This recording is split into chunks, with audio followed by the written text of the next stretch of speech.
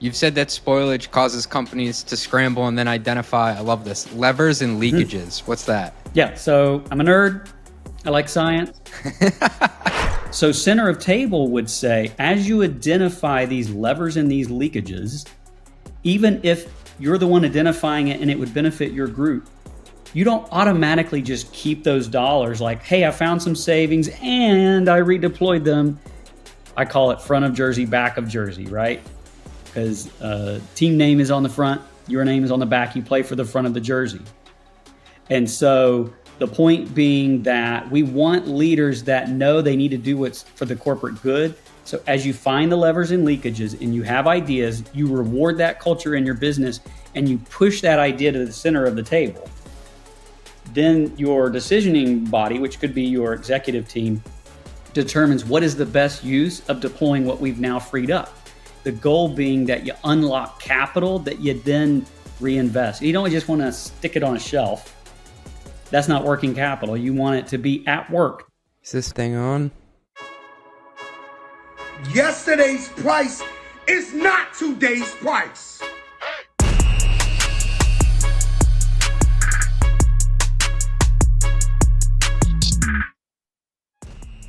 Welcome back to the Run the Numbers podcast, where we dive into the metrics that matter and I make up crazy metaphors that hopefully make them more memorable. Today's guest is Russell Lester, CFO of Tropic and former CFO of Calendly.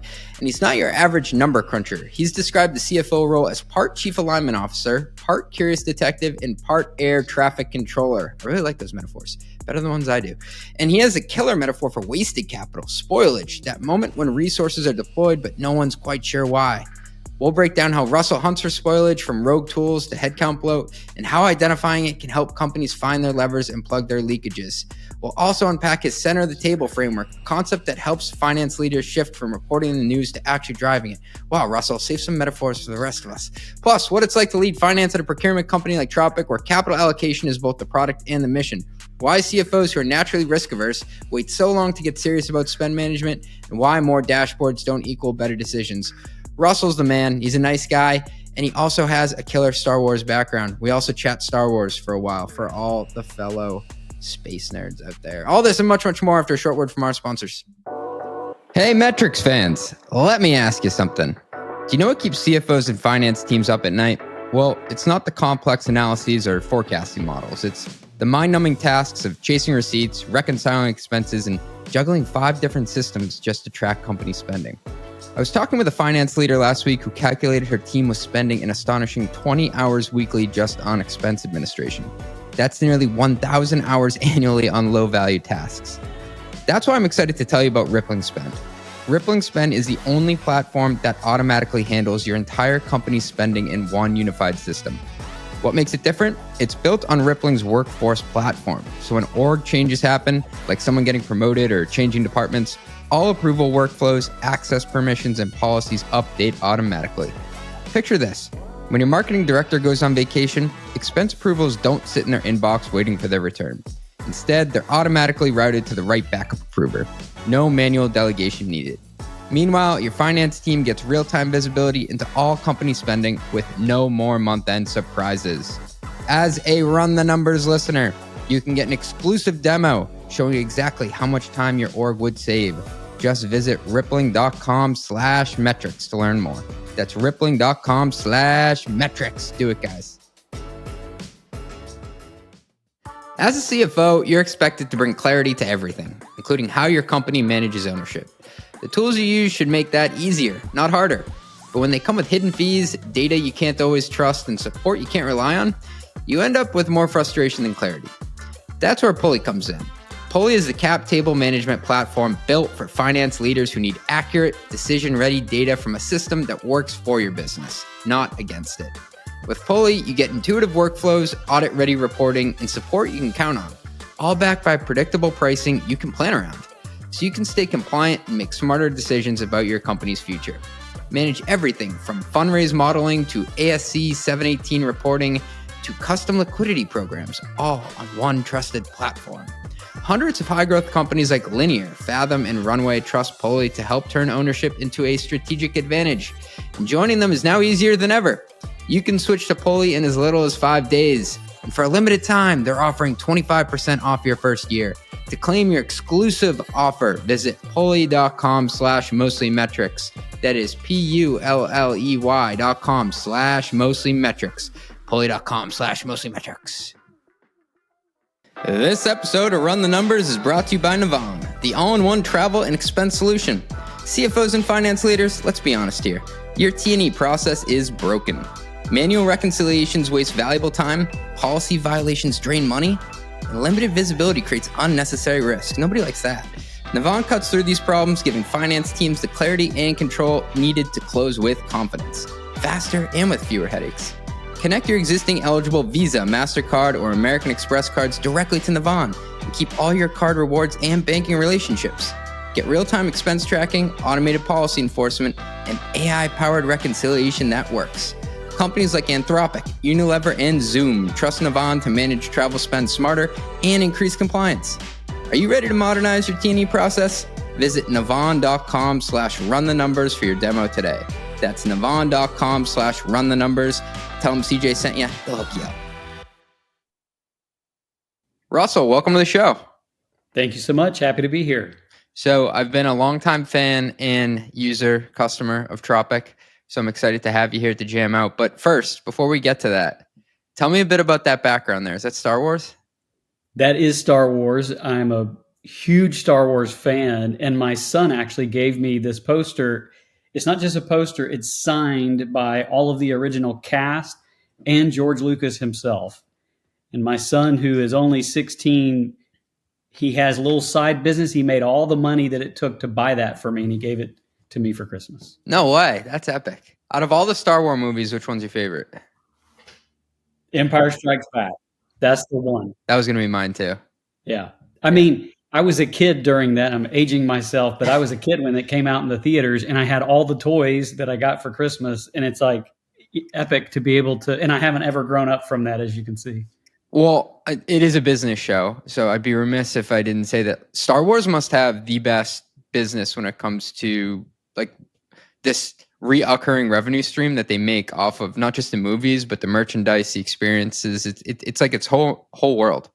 Yeah, it starts with a viral fan base, though, right? And the cool thing is that fan base had children, and they're creating a fan base of their children, and so you see these. Yeah, it's the gift that keeps on giving in that way. It's got the network effects there. Exactly. Yeah, there were two big deals that I remember from the movie industry. One was when Spielberg did Jaws, I think. I think he actually paid for a lot of that out of pocket, and he wanted to get the residuals on it and like own the IP. And then the Star Wars series it's George Lucas, right? Yes, George Lucas. Yeah, I think he made a ton of money off the merch that came out of it, right? Absolutely. And many people competed to try to get the action figures, and Kenner got the line. And the funny thing was that the Kenner action figures were kind of crappy. Really? They didn't have joints, if you'll recall. Their arms just do this. But they're highly collectible, and especially if you have like the original ones still in the container, Cool. Well, I guess we can talk about some CFO stuff if we have time. If we have. All right. So we were preparing for this podcast, and I always like to ask people some concepts that they like to talk about. And I got to say, like, it blew me away, this concept of spoilage. I've heard about it maybe in the produce industry, but you have this excellent metaphor for deployed capital that's not doing its job. Can you just unpack what spoilage means? Yeah, I'd be happy to. So I have 2 teenage kids, and I do the grocery shopping often for those teenage kids. And it's hard to keep track of what they currently like and don't like anymore. And so I find myself buying things, and their taste preferences are very high. So I go to the store, I buy the things I think that they like. I stock the fridge with it, stock the pantry with it. Inevitably, I go to clean up one of those, and I see all this stuff that I deployed capital to acquire, and it's literally spoiling, and I hate it, right? There's hungry people all across the world, and I'm having to throw away things I had deployed my scarce capital towards. So I started thinking about, business is no different, because what happens is leaders cycle in and out of a company, and they have passion projects or things that they believe are going to drive the strategy, and we deploy capital as CFOs. We say, okay, we'll stand behind that. We deploy that capital. Next thing you know, You look back a couple months later and you find that container in the fridge that's got that thing in it. You don't even know what it is because it's growing mold on it. And it's called like a software tool that never properly got stood up. It's called a marketing campaign that is not on the right tone or message of where the company is currently focused. And I call that spoilage because it's similar to something that's literally rotting, not producing the intended value. And how do you determine that it's spoilage? That is not to use another metaphor here, but do you have to use the smell test, or is it one of those things like it dies this quiet death where people just kind of stop talking about it? Like, how do you find it? Yeah, well, you don't find it if you're not looking for it, first of all, or you're not smelling for it, to your analogy. But often what it looks like is something that no one has an update on. Like, hey, I know we deployed this tool. What's the update? And the responsible leader for that department's like, that's a good question. When you hear, that's a good question, that's a polite code for, I have literally no idea. And I forgot we even spent money on that. Or, as CFO, we need to hold the organization accountable towards, well, we hired this investment to produce ABC, XYZ. Did it produce that? And you know how rare it is that we actually look back and determine that. And you know why? It's because we're overwhelmed and busy and tyranny of the urgent. We just go and focus on other things. But it looks like a lack of connectivity to the current strategy, a lack of awareness around what is this investment even producing, or literally just sitting stale. So a tool that's not even being used, or an investment that we deployed that produced no new leads. And it's hard to keep ourselves honest when it comes to investigating that feedback loop. A lot of times we will put the capital out there, we will greenlight things, but like there's no built-in mechanism for 9 months later. How did that CRM tools deployment? I guess you would know the CRM because very quickly like leads would be all over the place. But like other tools within the organization or like field marketing campaigns, how do you build that muscle into the org to have like honest conversations to say like whatever happened with that? Yeah, I mean, obviously as CFO of Tropic, we drink our own champagne, we use our own product, so we use our product to keep track of those things and keep them top of mind, to be able to say what are the renewals coming up, what did this contract intend to purchase, what are we hiring it to do? Because part of the exchange of approving that investment is making the business case. So it kind of begins with having the rigor in place around justifying investments and ensuring you're clear what is the intended ROI of that investment, and circling back and saying, is it producing the intended ROI? But I think just waiting and seeing doesn't work. Finance inevitably has to be the one to proactively reach out and find out, is it producing what we had hoped it would produce? In the tooling one, I mean, you hit that one on the nose. I think that's pretty obvious to people. There are probably people driving to work right now in their car and they're like, oh yeah, that tool XYZ, like totally, like that one didn't work. But like, what are some other examples? Could it even be headcount, like hiring for the wrong roles or hiring for something that's like the soup du jour? Yeah, it could be anywhere. It's funny. There's several places that money hides in a budget. And by the way, I have a marketing undergraduate, so I love marketing. I'm very pro marketing.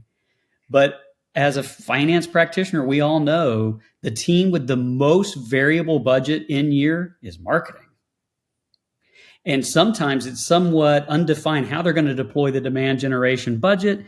And it can be deployed towards events, sponsorships, trade shows, demand generation, SEO, SEM, all these different things. And so you got to look under the hood of those things. But contractors are another area. Yeah. Because we look at FTEs, right? Full-time employees.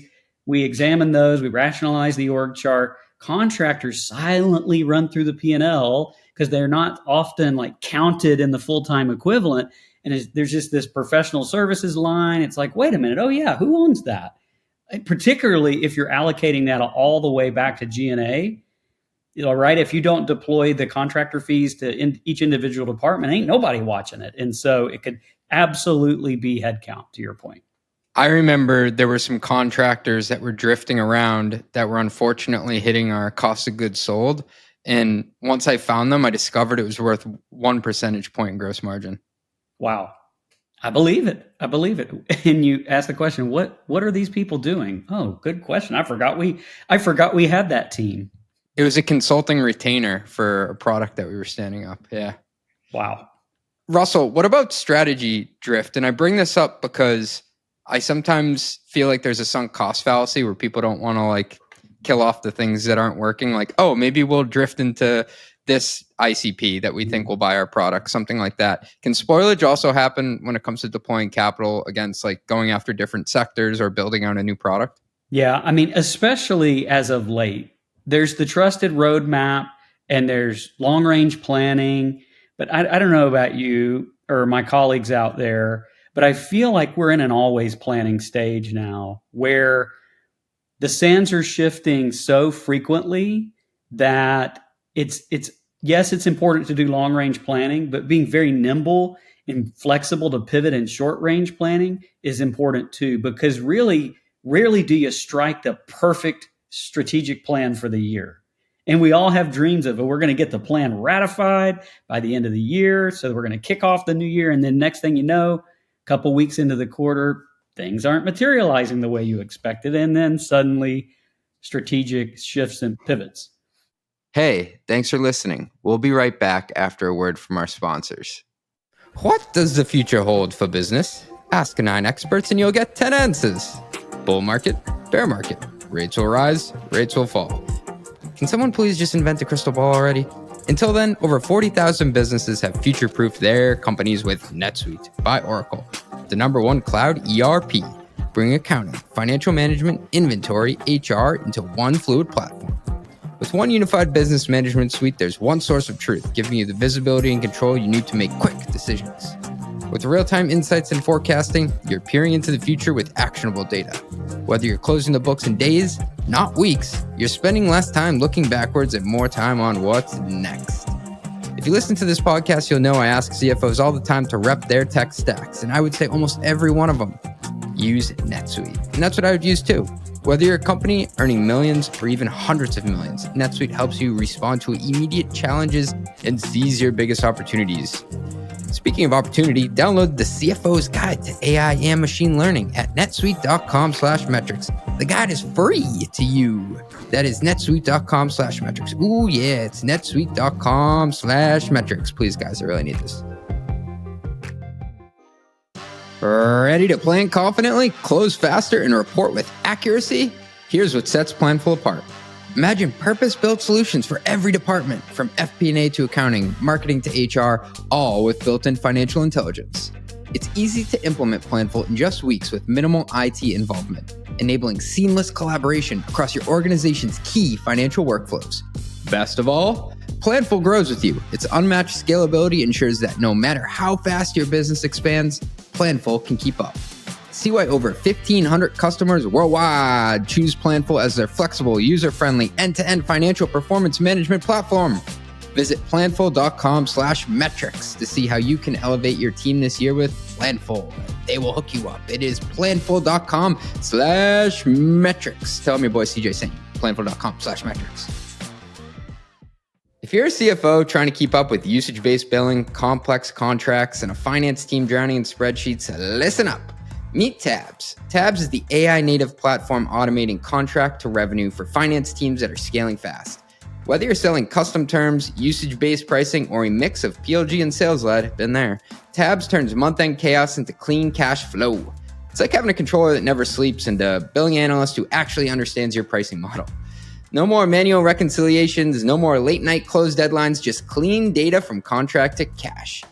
It used to drive me nuts that we do all the work to close the books inside our ERP in our FP&A tool, and then we had to export the most important part, revenue, to this janky spreadsheet and manually calculate what we did that period. And don't even get me started on the back of the envelope calcs we did to get to ARR based on all the unique contract terms we had floating around. Our investors would wince if they knew. Let's be honest, legacy systems here are not going to cut it, folks. Tabs is the system I wish I had in my CFO days.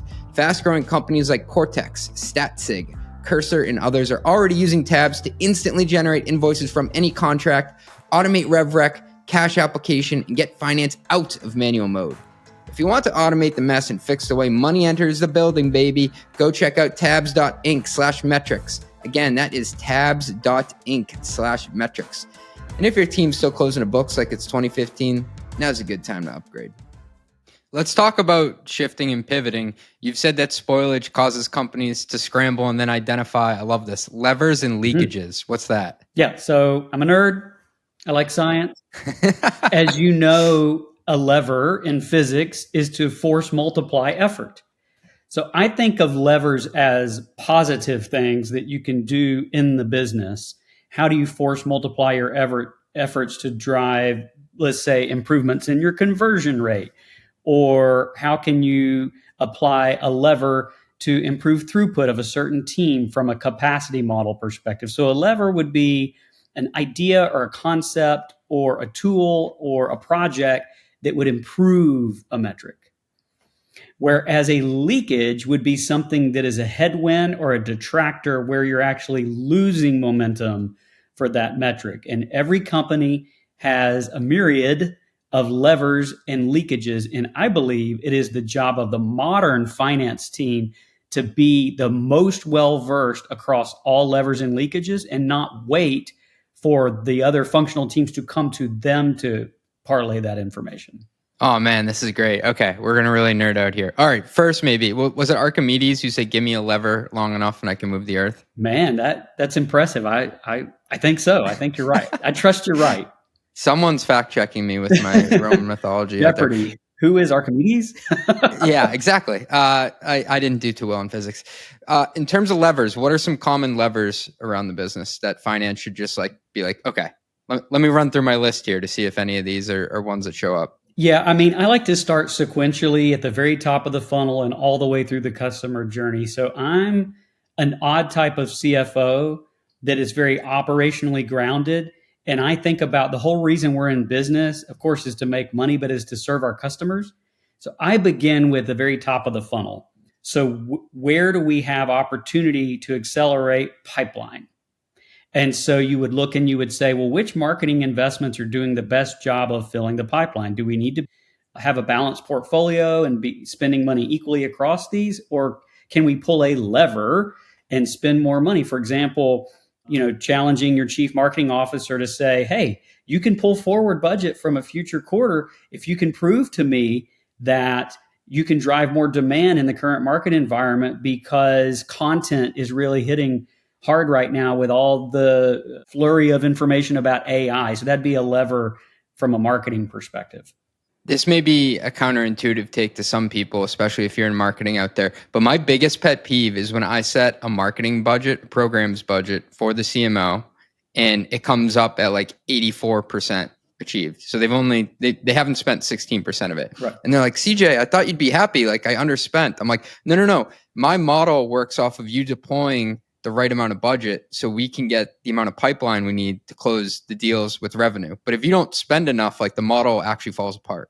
Well, I love a budget conscious CMO, but this growth stage business that I'm used to serving as CFO, you have to take risks and you have to place bets.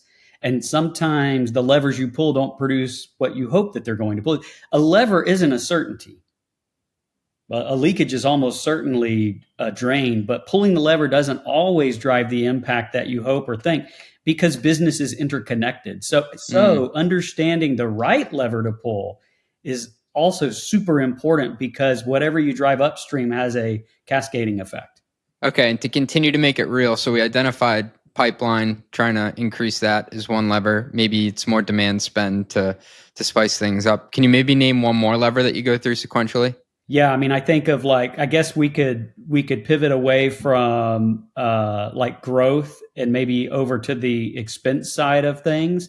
You could look at from a lever perspective, what are the tools that are paying off that we need to accelerate and do more of? So there's all kinds of investments in AI, and that is freeing up people's mind share. It's amazing, even for Office of CFO, what AI is capable of doing, summarizing board notes and prepping analysis ahead of time. And so that would be a lever. Some people might look at that as a leakage because you're going to deploy capital. But if it actually makes your team more efficient and frees up time, it's a lever. So a lever would be not just improving the top line, but actually creating efficiency in your P&L, which can be either from the revenue side or lower expense. I like that a lot. I started to think, is that a leakage? But I know what you mean. Like if you can get more efficiency out of things, that goes a long way. And I think people make the mistake of thinking that AI is just a way to reduce headcount. I think some use cases like customer support, like, okay, that's right down the fairway. You can have less heads if you can reduce tier one customer support. But a lot of it is making people more efficient as a lever. So you're Correct. taking the same human and making them 20 or 30% better at what they already do. Correct. And freeing up time, we all have these well-rounded financial practitioners that the worst thing that we could do is have them spending most of their time trying to prep the data or aggregate the data versus we want them interpreting the data and figuring out proactively what does this mean and what should we do about it. So that would be a lever. Okay, and then leakages was contractors. Was that a simple example of one of those? Yeah, or think of just in simple expense perspective, a renewal coming up that you didn't intend to renew the software and it renewed. That's a leakage. Or that's the worst. Or two tools that are doing the exact same thing. Or why do we need a third project management tool? I was going to use that example, Russell. Why do we need Asana, Monday, ClickUp, and Notion? They're all great tools, but maybe we don't need 4. Correct. So that's a leakage because the tools themselves can be providing efficiency, but you don't need 3 of them. I like it. What's the center of table framework? I just want to bring things together here. Does this apply to both the concepts we've already gone over? Yes, these are all interconnected. And it's an unpopular, I've even had financial practitioners say, I completely disagree with your perspective on this. So the traditional budget management at very large companies would be, you're a budget owner, here's your budget, go manage your budget, have a good year. Each quarter we'll do the BVA, we'll determine where your variances are, and we'll report back, right? I don't think that works well for high growth, innovative companies that are in highly fluid markets. So center of table would say, as you identify these levers and these leakages, even if you're the one identifying it and it would benefit your group, you don't automatically just keep those dollars like, hey, I found some savings and I redeployed them into hiring another person. And so that's where it creates some animosity because I hear people say, well, why would I identify it if I don't get to keep that?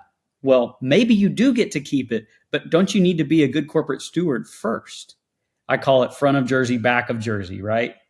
Because team name is on the front, your name is on the back. You play for the front of the jersey. And so the point being that we want leaders that know they need to do what's for the corporate good. So as you find the levers and leakages and you have ideas, you reward that culture in your business and you push that idea to the center of the table. Then your decisioning body, which could be your executive team, determines what is the best use of deploying what we've now freed up. We've either unlocked more growth, we've identified more efficiency, but either way, the goal being that you unlock capital that you then reinvest. You don't just want to stick it on a shelf. That's not working capital. You want it to be at work doing something. And so the center of table is assuming you're putting all your chips that you're finding to the center for someone to deploy. And I think you quickly find out the type of people you're working with when you have to make these decisions. Like, are these the people who are more interested in increasing the equity value that we all get to share in? Or is this the type of person that's trying to build a fiefdom? Because that is a difficult and mature conversation to have that, listen, I know we budgeted for 15 heads in this department, but the way the company is moving and how we're doing against our goals, 3 of those heads may be better for us as a group to be put over here. Yes, you're doing a good job as a CFO if you are creating the environment to have those hard conversations where trade-offs are being made and leaders are making their case one to another. And you're, amicably fighting that out at the table together to figure out what is in the best corporate good. I think one of the worst things somebody can say to a CFO is, no, that's in my budget. Like, I understand that we made a plan together, but things change throughout the period. And that's like a very, I don't know, that's a back of the jersey type comment if you're coming to a CFO and saying, listen, that's in my budget. It's in my budget is a very lazy way, right? And that's why some people like to start with zero-based budgeting, or I saw a post this morning from, I think it was SaaS CFO, that was like, there's no zero-based budgeting. It's just called budgeting, and it starts at zero. And you then build up from there, and you say, hey, don't assume you have anything this year. Make the case for every dollar you want us to spend. Yeah, there are a lot of different ways to think about budgeting. At the end of the day, we're all just trying to allocate resources to go to the highest priority. And within a year and within growth stages, like that shifts. You go through a time, I like to say, where you have big arms and skinny legs. Just use the metaphor of the person who goes to the gym and they only do biceps, and say you're only investing in R&D in one part of the company's life cycle. But it's always that difficult slope you see at growth companies where you start deploying more to the sales and marketing side of the equation, and resources have to shift over time. And that does take a different mindset, I think, from people who are used to like, hey, what I'm building or what I'm working on my team is in the spotlight and getting the most resources. Yeah, I agree. I think sequencing, pacing, cadence, knowing the right transition points, it's hard to get that right. Because sometimes investments all make sense, but not in the sequence that they're being recommended. And part of that sequencing is just getting everybody aligned. And you had one called the Chief Alignment Officer. What's the Chief Alignment Officer? Yeah, I believe that Office of CFO is transforming, and it has been over the past several years, taking on more operational roles. But I feel like when I'm doing the best job I can as CFO, the real work I'm doing is actually not prepping for a board conversation or creating a dashboard or holding a staff meeting. It is the behind the scenes work of aligning the founders, aligning my peers, aligning the people that are in the trenches doing the work. And the reason that alignment work falls to the CFO is we're often the ones that see and know everything. We see and know things some people can't see or know. And so we span across all parts of the business, and the founders look to us as trusted advisor. And sometimes we're the ones that are trying to pull everyone together towards the unified goal. I also think part of alignment is going out and having conversations to fix things once you identify something's wrong. I was listening to a CFO on this a CEO actually on this panel, and he said the bad CFOs I've had will just come to me and point out everything they've identified that isn't working, things that are broken and not aligned. The best CFOs will go out, they'll have identified it, and they'll start to try to fix it, and they'll come back to tell me what's in motion by getting their fellow C-suite members in line and moving towards that, rather than just coming back and saying, this is broken, this is broken, this is broken. He's like, that makes my job so much worse. Yeah, I love that. I love that concept. And sometimes the intention of alignment ends up making you feel like you're creating misalignment, and you have to kind of double down and make sure your peers are not blindsided. You don't bring something up just in a meeting in front of everybody. You connect with them first. Hey, I've got this idea. I'm going to bring it up in the executive team meeting. Are you okay with that? Can you say more about that? Because there is this kind of uncanny valley you have to travel when you're trying to explain to somebody, hey, I don't think we're in sync here. And you actually feel like you're falling further away from the person. Yeah. When I first entered the role of CFO, you grow up through the ranks of that as a knowledge practitioner, and what you know is almost your capital, right? And knowing the most gives you more power, and having the answers at a moment's notice, it makes you seem savvy. But sometimes if you play that to the wrong way and you just kind of blindside a peer in a meeting in front of an important stakeholder like the investors or the board or the ELT, you quickly learn that is not the way to create mutual trust, because we can't do our roles well if our peers don't trust us. So you've got to bring them along for the journey and be receptive for feedback. Hey, you came in really hot on that. I don't think you fully understand the inner workings of my group. Here's what's actually happening, right? Being receptive to that feedback is part of playing the role of Chief Alignment Officer well. You've got to check your ego at the door. Yeah. I also think something that I learned as a CFO early on is I can dish it out, but I also have to learn how to take it. Like when people come to me to say like, hey, you came in too hot there, or maybe you didn't think about this part as much, just because I believe I have more information on it doesn't mean I'm necessarily always right. Oh yeah, I'm ready to admit that I'm fallible and I don't necessarily have the facts perfect, and I'm just trying to figure out what we need to do as a business. I also think that there's this maturity curve becoming a CFO where you do have the facts, you do have the concept of what needs to change or what needs to get aligned, but there's so much tact in delivering that correctly to somebody that's not going to put them on their back foot. Yeah, I agree. What does alignment actually look like in the trenches of a founder-led business? Is that just one-on-ones with the founders every day, or is it something deeper than that? Yeah, it does require regular conversation, being willing to ask the hard questions. I am blessed with two founders that are very open to feedback. Nay, I say they are open to disagreement and hard conversations on an ongoing basis time and again. And that is not always the case. Mm-hmm. You don't always find that with your founders or the people running the business. But in my case at Tropic, the founders are very receptive. So you create that mutual trust. You create the opportunity to talk about things that aren't just project updates, to really work on the business and have the hard conversation. So I think alignment begins with mutual trust. Without trust, there is no alignment. I like that. Russell, what are helicopter skills? Great question. So I travel a good bit, and I don't know if you've ever noticed or thought about how long it takes when you're flying on an aircraft to land. You know, the pilot comes on, the pilot's like, we're going to begin our descent into Atlanta. And 40 minutes later, you're on the ground. You're like, my gosh, we're going hundreds of miles an hour. Why does it take so long to get this aircraft down on the ground? I would contrast that with a helicopter, where a helicopter is able to go vertical and horizontal very fast, right? And, the analogy may break down a little bit, but think about that same analogy for your skills as a finance leader.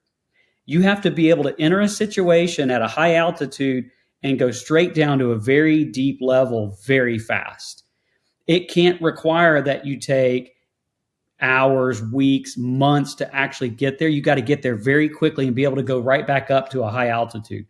So it's about altitude of conversation and knowing what the right altitude is and being able to enter a complex situation with the right context. I'm so excited for this because there have been multiple analogies to something similar on the show. So we were talking to Amanda Whalen, the CFO of Klaviyo, and she said that CFOs have to be like dolphins, where basically you're going up above the surface to get a good view, take a breath, and then you're going back down into the weeds. And then a similar analogy we had was Jenny Decker of Front, who said that you have to play eagle and you have to play mouse. You have to be able to soar around patiently observing, surveying, and then you have to be able to be the mouse navigating on the ground. I think it has a lot of likeness to what you said about helicopter skills. I would say those are apt analogies or corollaries to helicopter skills. It's so funny. I always did wonder that, why does it take 40 minutes for us to go 300 miles and also down? I mean, I guess the alternative way of landing, I've been told for those that are in the military, military aircraft don't land like that. They land far more efficiently and quickly. But not every passenger would want to be on board for a landing like that. Yeah. I don't know. Maybe it's the cabin pressure or something like that. Russell, you said that your secret weapon is curiosity and you go on these daily data safaris. That's got to be on a bumper sticker, data safari for all the nerds out there. I love that. And so what do? You go across all the dashboards. You just let your mind take you wherever? Man, it's one of my favorite parts of my role that I'm actually paid to be curious about the business, to understand all the moving parts. But you have to go on the data safari. So yes, at any time, I have a gazillion tabs open because data it resides in so many different places. And I'm not just going to the ERP. So the old way of CFO was likely you live in the ERP and you dissect that P&L a gazillion ways to Sunday and try to infer what you can about the trends and the percentages and the ratios and I don't know, maybe this is outing me as a bad CFO, or maybe a lot of my other comments would, but I actually do very little of that, right? I have strong team members in accounting and finance that can tell me what the variances are. I'm going into other systems because I want to know what the inputs were that led to that. So the curiosity begins by saying what's going on with our funnel and what are the conversion rates? I recently was doing win-loss analysis, taking call data and running it through AI to get a summary of leading indicators of wins and losses. Why would a CFO want to do that? Is that my job?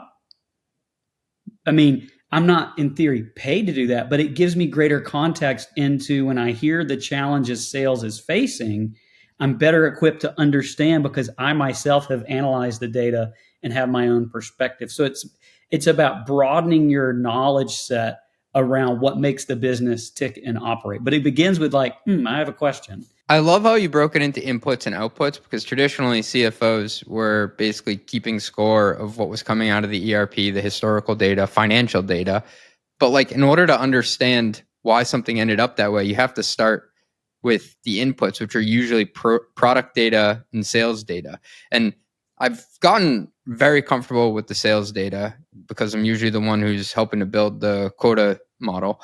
It's the product data that at each company always takes me a bit longer to get my head around, but I find that's where like the real golden nuggets are as to where the puck is going. Yeah, you're right. Like, think about net revenue retention rate is an output metric. So if you just set out and say, we've got to go improve our net revenue retention rate, what do you do? Where do you start? Well, doesn't it start with, are your customers happy? Are they active? Are they using the product? Do they know it, love it, tell others about it? Is there virality? Like that unlocks all kinds of other questions you would ask about what is actually the input into whether or not customers are sticking around and growing with you. You got to go way upstream and be curious. And you don't always find what you think you're going to find. I think a lot of times we take a compound metric at face value, like, oh, that's just the answer. But to your point, Russell, like net dollar retention has like 15 different levers in it. And if you want to change the output of what the number is, it's 105. I need this to be 120%. You need to go back upstream and deconstruct the levers to figure out why. Exactly. Now you're talking. Russell, I got to ask, how many tabs are open on your computer right now? I do literally have about 30 tabs, maybe like 40 tabs, which is why people make fun of me that I use a Mac. I like the processing power and the stability, and I'd prefer to open up a computer that doesn't get worse every day that I use it. And I find that often is the case with PCs. Like, why do they behave that way? I don't blame you at all. I've rebooted my trusty Lenovo 3 times today. So I'm Oh, interesting. I haven't had to reboot my Mac in weeks. No, I do have a ton of tabs open because data is sitting in so many different systems. But there are some go-to tools that I'm in very often. Yes, one of them happens to be Tropic because that's what gives me a very good lens into our spend management processes and our variances and the requests that are coming in and where we're placing our bets. But the reason I have them open is they stay top of mind for me. I'm like, oh yeah, let me go in and check on our funnel. Oh yeah, let me go in and check in our ERP, in our customer sat scores. What's going on with our growth rates, pricing, discounting, on and on and on. At the same time, though, I do think that more data doesn't always lead to better decisions. Do you feel like CFOs are also grappling with that, just like the sheer amount of data they have to process? Well, have you ever noticed if you're in a meeting and a question comes up and there's any data attribute related to it, all eyes kind of like, yeah, Russell, about that. And you're thinking, that doesn't have anything to do with financial data. So the irony is, and the reason why that happens is, yes, people whose living are made by using data all day and that enjoy using data, they do have a propensity and a proclivity to have a high aptitude of consuming the data. And so what do we have now? More data than ever. Everything is tagged. Every system is capturing metadata and enriching the data, and through APIs, it's all interconnected and being ingested and upserting, and like it can be very overwhelming very quickly. So I it's a pet peeve of mine when I'm like, well, we have no data. Like I'll hear that at times and I'm like, oh my gosh. And my peers will tell you that I'll say, we are flooded with data. The question is, what are we seeking to know from our data, and how do we interrogate that data? And how do we get to the heart of what the data is indicating? What I also struggle with is when people bring their own data to a meeting, like it didn't all come from the same place. Because when that happens and you get into any sort of debate over how it was pulled or the definition of the metric, like I just feel like just cancel that meeting. Like the whole thing's lost. Oh, I know. Well, and then people feel like it's a breakdown in trust. If the data can't be trusted, therefore whatever your team's presenting can't be trusted, therefore we're misaligned. And often it's as simple as a filter.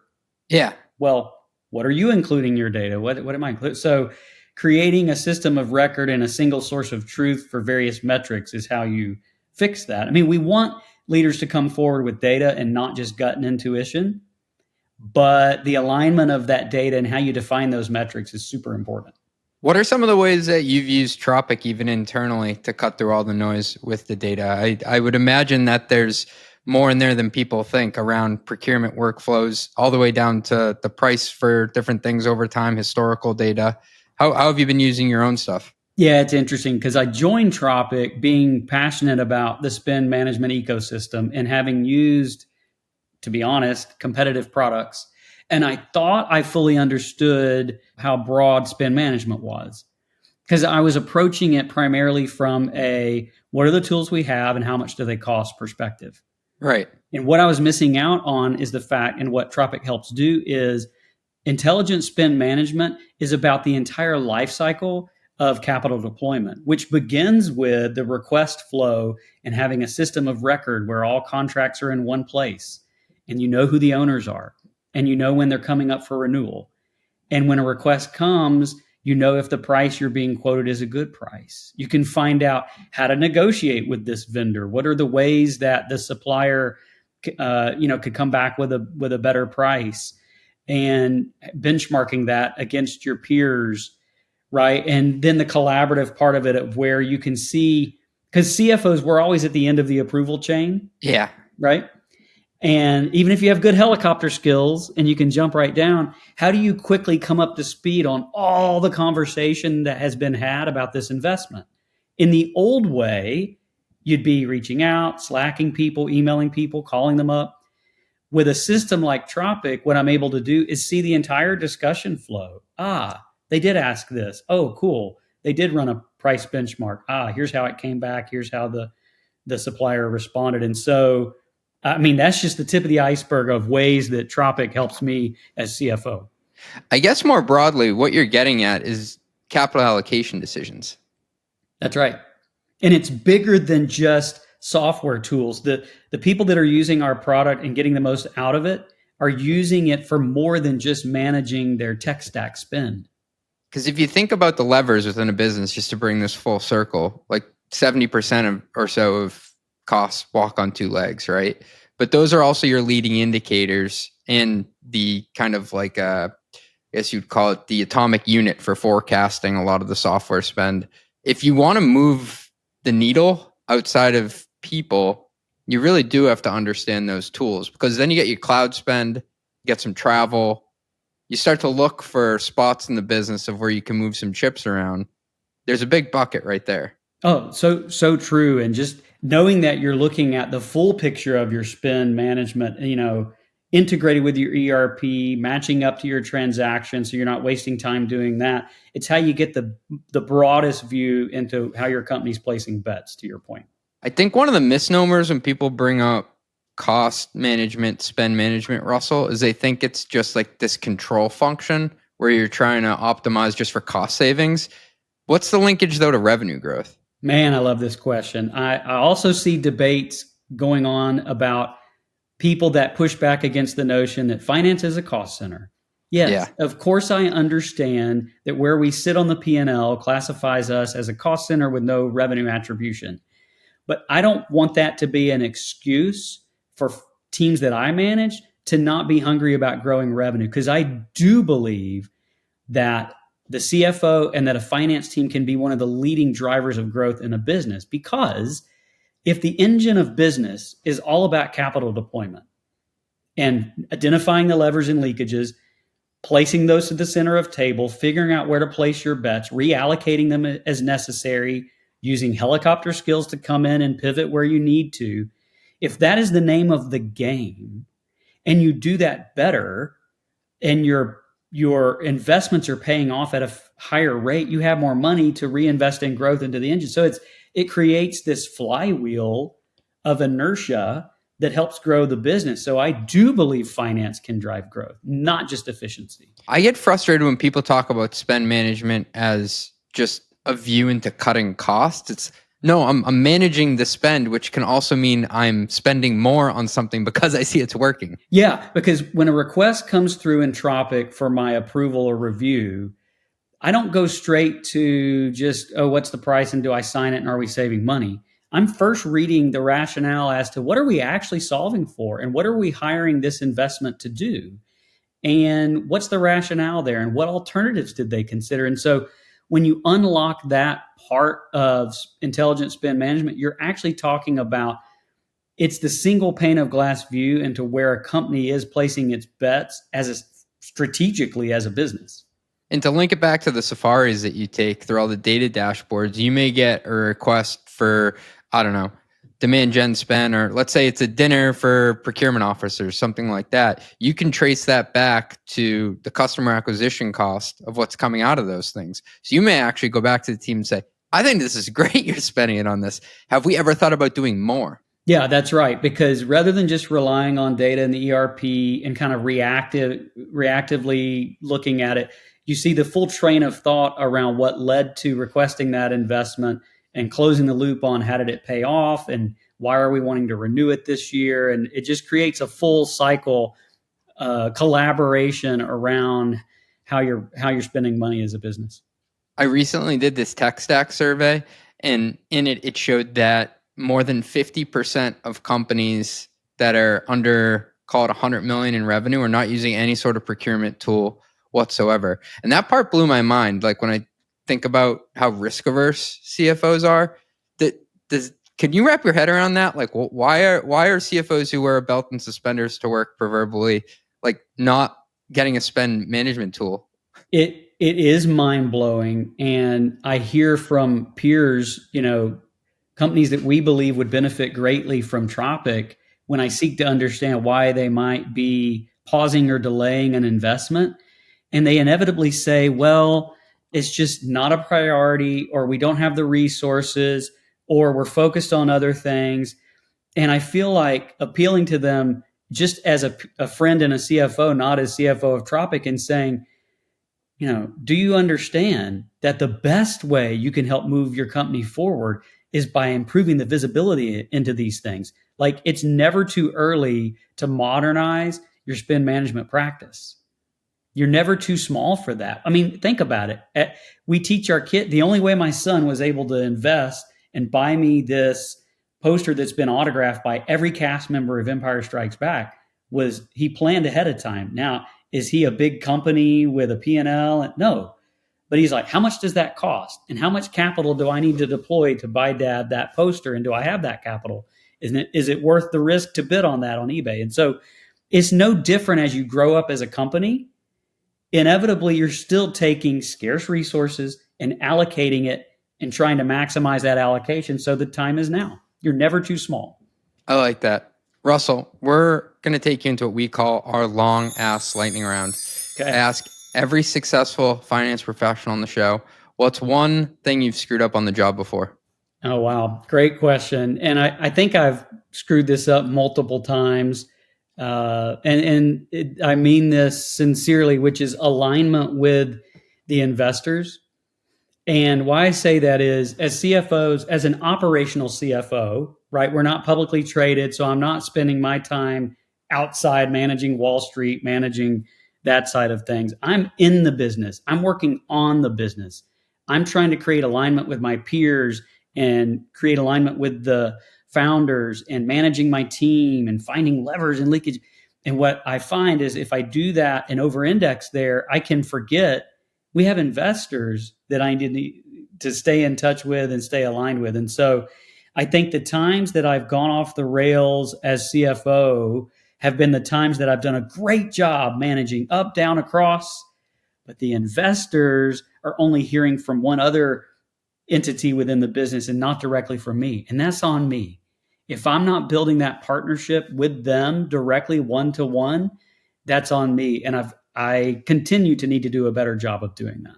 It's funny though, because I've also had CFOs tell me the opposite, where they over-indexed on being externally facing. And so like they lose sight of what's going on, like what the ground truths are in the business, because they're so concerned with that next fundraise, even if it's not coming up, or selling the company, even though it's not like a real event that's approaching soon.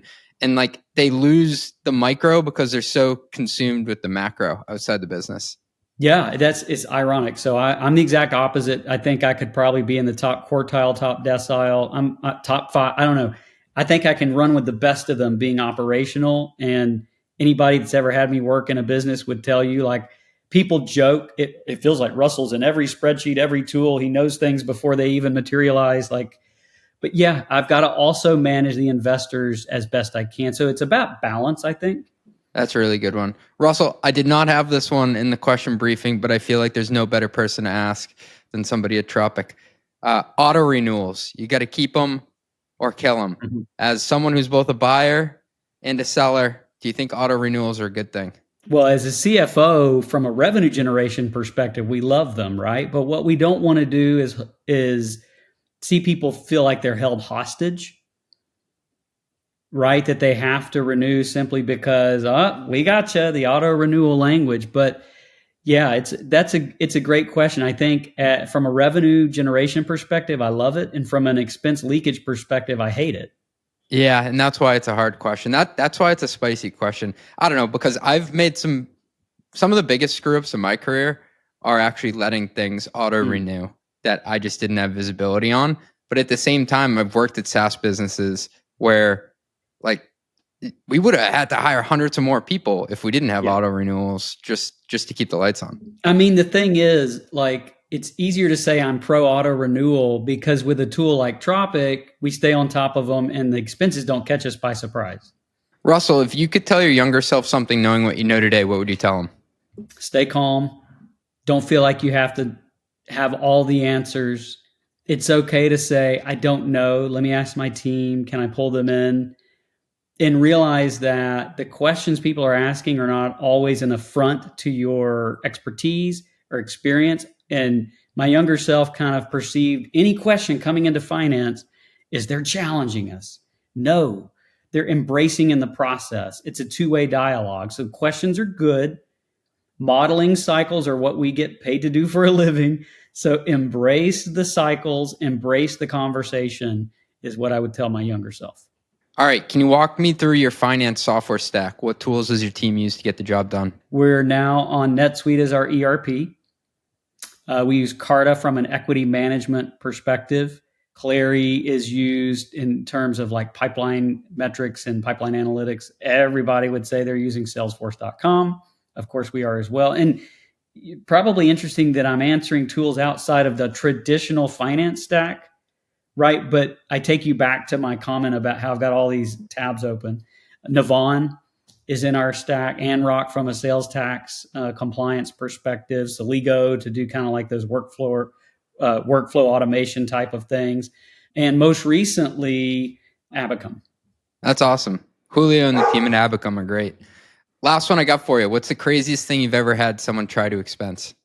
Yeah. So unfortunately, they were buying a bunch of gifts for their children while they were traveling on vacation, but it wasn't a one-time thing. It was a repeated thing that we identified. And we were like, why are you doing this? And they said, I thought when I traveled, it was, my right to get my kids something. It's like, oh my gosh, no, we can't do that. So yeah, I have a 3-year-old and she gets pretty angry at me when I travel for work. So I try to get her something in the airport or wherever I go. We went through a phase where I was buying her finger puppets in every city we went to. And then I was coming back with them, but I did not expense them. That wouldn't have been good. I was going to say, that's being a good dad unless you put it on the company credit card. And then that's not a good idea. A step too far. Russell, this has been a blast. I really appreciate you sharing your insights and carving out time for us.